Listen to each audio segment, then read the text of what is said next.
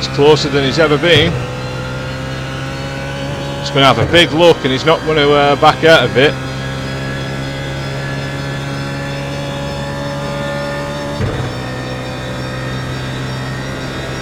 There he goes. Clear. What are you doing, mate? What do you mean, what am I doing? You just crashed into me, I watched you. Oh man. There we go.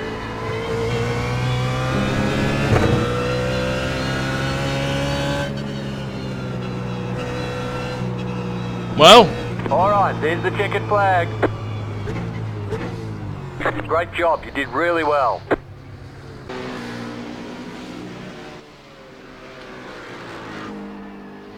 What's that guy doing? Where's my mouse?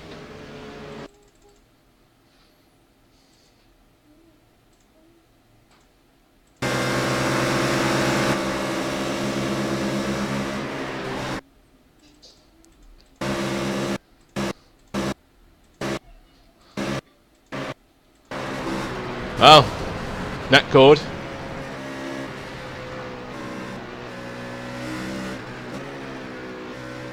I just gave it a watch back. It looks like netcode, dude. There's, you know, we had a really good race there. I gave you enough room on the outside. I don't really know what else to tell you. I don't agree, mate. I saw you come across. I'm probably going to put a protest in about that. That was bullshit. You saw me come across? Why didn't you move then? You had 2.5 car lengths on your left side. Of course I moved over so I could enter the corner. But you've got a car length on your outside. Why didn't you move? I was watching forward, mate. I wasn't expecting you to come across to hit me. I was alongside you. I think you'll find I move across at a low enough pace so you know I'm coming. You know, when I passed you on the same corner, I was almost on the grass into the entrance of there. You know, you could file a protest by all means, mate. I'll give it a good lick when it gets here. Yeah, right, mate. Good on you.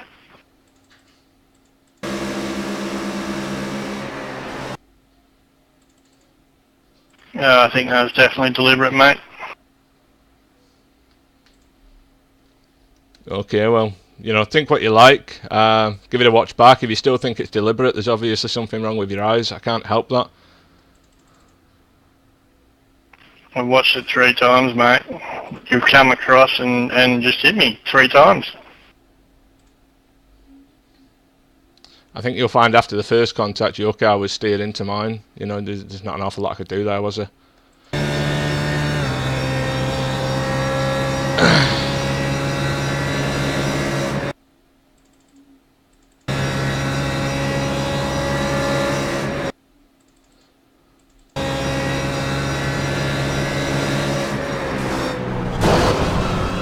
Oh, there you go. You know, what do you do?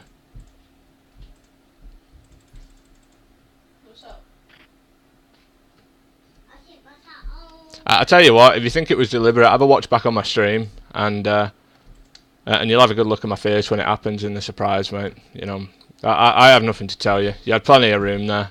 Go ahead with your protest, but if you think that's protestable, you know, you're probably one of them guys that sues McDonald's because your chocolate's hot. You know, what do you want it to be, mate? Yeah, you're just being a total wanker, mate. I'm going to protest you now for swearing at me. I've been nothing but polite to you.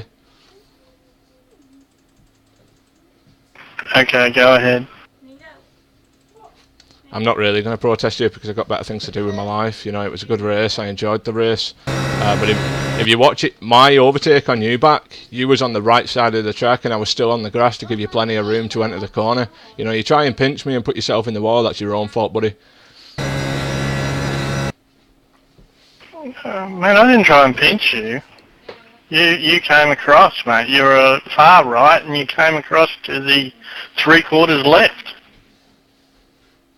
There you go. I came across the 3/4 left. Why wasn't you in the final quarter? You know, have a look at my overtake on you and you'll see my tyres are almost in the grass. No matter where you are, I'm giving you room. So what's your problem? Why do I have to change line up at straight because you decide you want to change line? Because you're the one going for the overtake, mate. You know, you don't have to. By all means, don't change your line and put yourself in the wall. You know, all I can tell you is if you don't want to crash, start giving people room and stop complaining about it. You know, you've come crying about it to me. I've done nothing wrong, mate. I just moved to where the track should have been empty so I could turn into the corner, and I left you enough room. There was at least a foot in between us when we made the first contact. There was, you know, net code. What do you want me to do about it? You know, do you want me to send you a bit, like, some money to repair your car or something? No, Andy, to be fair, you moved over on him. He was beside you, you know what I mean? You had more room on the inside. But then again, he can't protest because he can't prove it, but it's your fault, Andy. Why don't you have a look at the end of lap 19 when I passed him in exactly the same place, and let's see who gave who room where. You know, I gave him plenty of room. He had room on the left of his car. You know, what do you want me to do? Do you want me to just not turn in? If he'd have turned in from where he was, he'd have hit me anyway. We weren't anywhere near the corner yet, mate.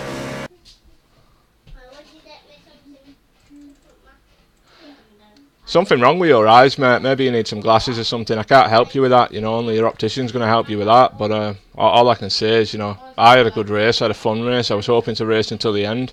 I can't help what happened, you know. Oh well. Okay, looking at lap 19, and where did I come across? You didn't. I never said you did. I said look at lap 19 and you'll find I was almost on the grass to give you room in case you wanted to come across. You know, like I said, you had plenty of room on your outside. Why not use it? You think you're going to not use the room and then protest me because I assumed you would? You know, what's your problem? Well, Andy, you could say that if you're on the grass. Then again, he was more on the inside than you were on lap 24, so... Yeah, he was more on the inside and he lost the position because he was on the inside because he couldn't defend the corner because he had to slow down too much for it. You know, I'm here to race. I'm not here to give the position away on the final lap because some guy thinks he's going to take the corner from the middle of the track.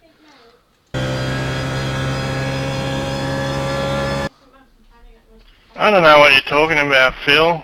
I didn't move across to the right, mate.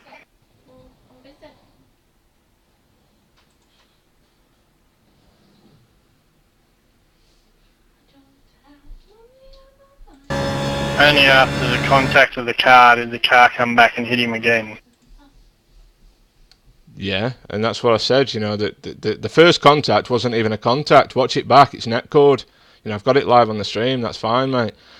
But the second contact was just due to the first contact. So, you know, all you had to do to avoid that was give me more room. I gave you plenty of room. You know, a lot of people cry on here because people crash into them when they've given them no room whatsoever. You know, we're racing on computers. You know, we can't make a necessary full assessment of where the car is and what the driver's going to do. We just have to assume that the other driver's going to give us room like we're giving their room. You know, if you give everybody room, mate, if you'd have given me room now, you wouldn't have crashed. So the only lesson you can take out of this, really, is don't assume the guy on the inside is just going to give you the corner. I wasn't asking you to give the corner, but I didn't expect you to take the outside line when I was there. I took a constant line out of the apex of the final corner, coming up the hill, and I never moved to the right and then moved back to the left. I took a constant line. You know, maybe you're just watching the millisecond of the crash, but, you know, it's a bit pointless really, isn't it? Yeah, well, I guess you didn't get smashed out of the race, mate. But yeah, anyway, yeah. You're obviously a very good talker, mate, because you obviously have these discussions quite often because you really rattle it off. No, I'm a very good talker because I work in sales, mate. My job is to be a very good talker. At the point of the incident, I was still steering right and straight. At the point of the incident, you were steering right and straight. So, you know, you was trying to pinch me as much as you can, and I was trying to give you as much room as I can. So, you know, like I said, mate, go ahead and protest. If I get banned for it, I'll send you a bottle of champagne just because I think it's so pathetic. Obviously, there's nothing to protest because, you know what I mean, it's more racing than malicious. But then again, look, if you look at it frame by frame, yeah, before you touched him, you were heading towards the left. And you walk over to the left-hand side of the track. When you're before that, you were on the inside. So, nah, It's Andy's fault, definitely. I was on the inside until the right kink, and after the right kink I took a constant line. I didn't jolt across the track. I took a constant line to where I was going to enter the corner. You know, if he couldn't see that I was moving across the track, you know, what's wrong with him? There's nothing wrong with him, but you can't move across the track when he's there. Yeah?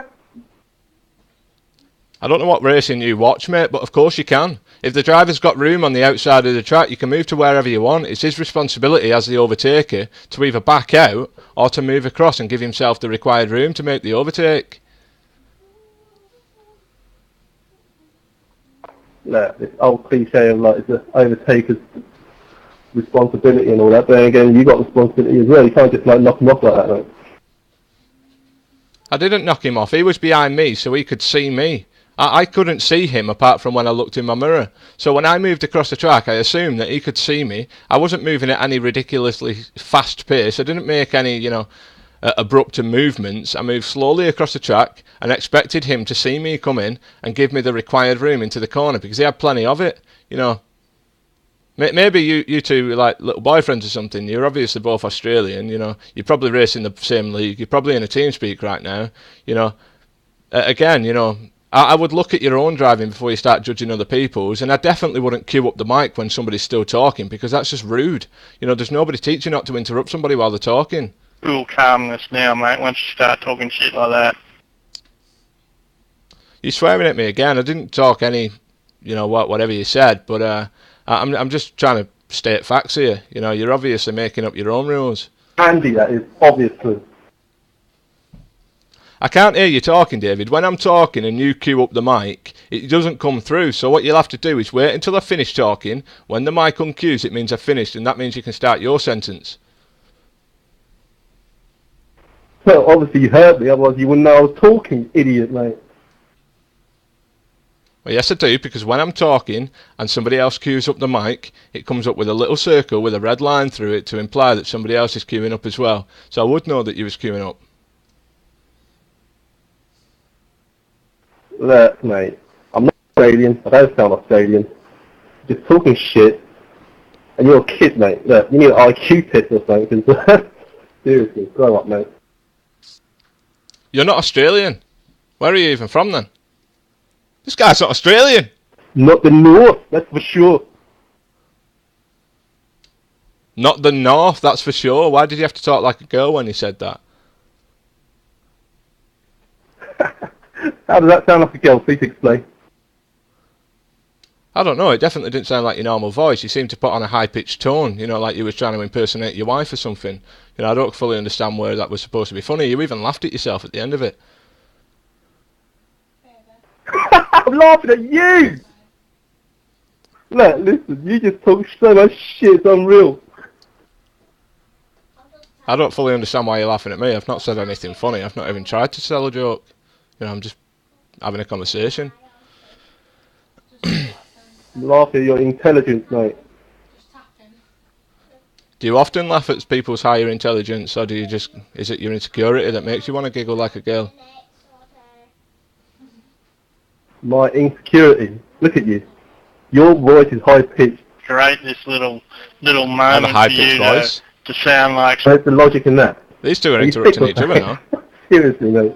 really did that on purpose. Okay, a protest probably won't work, but I know that you did that on purpose, mate, so we'll both live together knowing that.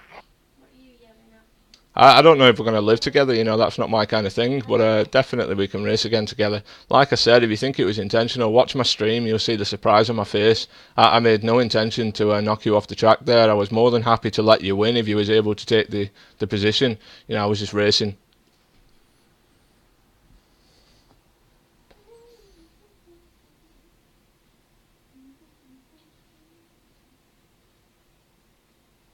They finished? They finished. I think that David guy is the guy that barked at me at the start as well. Yeah, it's been said a couple of times in the stream as well, Phil. You know, he's more than willing to protest, but he might end up having to watch the iRacing beginner lessons again so he understands how to overtake. Andy, your 90s wit is just fucking pathetic, mate. Get it up. There's no protest, there's nothing, just get on with it. It was your fault. End of story. Bye. Did you say my 90s wit? Ah, he's left. My 90s wit? I was only 9 when the 90s finished. You know, I don't really know a lot about the 90s.